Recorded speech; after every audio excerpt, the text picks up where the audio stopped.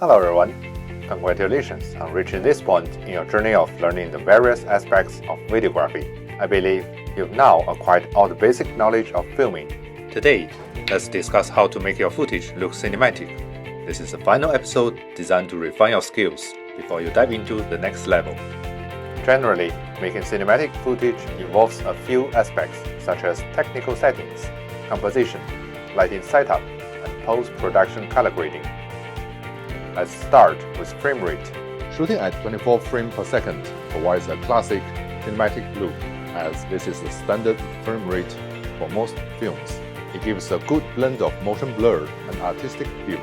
To achieve the best effect, apply the 180-degree shutter speed rule, which means setting your camera's shutter speed to 1/50 second, or ideally 1/48 second if your camera allows.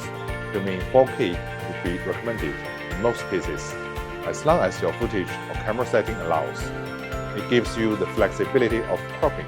Even by downsizing to Full HD resolution from 4K footage, you still have more details and generally a sharper image. Secondly, to make your footage look cinematic, consider using a wider aspect ratio like 2.35:1 or 2.39:1 instead of the standard 16:9. For some cameras, you can turn on the assisted framing option to help you with the composition during filming. You can then trim the top and bottom in post-production to complete the effect. Thirdly, try to use flat or log color profile to get more data while recording.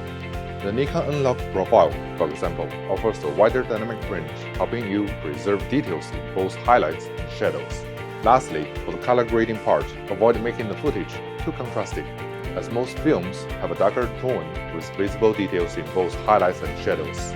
Achieving this may require good lighting during filming, often using artificial light on the subject or main character. Investing in a good quality LED light is common among video creators. You can also use cinematic LUTs, which can be directly applied on your log or even RAW files in editing software. For example, the Nikon Red LUTs are pretty good to play with. Generally, to add a bit of warm or orange tone in the highlight zone, while keeping the shadow areas cooler, or adding some blue, or commonly known as teal, will give a more overall cinematic feel. Keep in mind that there's no right or wrong approach to these techniques. Everyone has different aesthetic preferences, and there are many other methods to enhance your footage.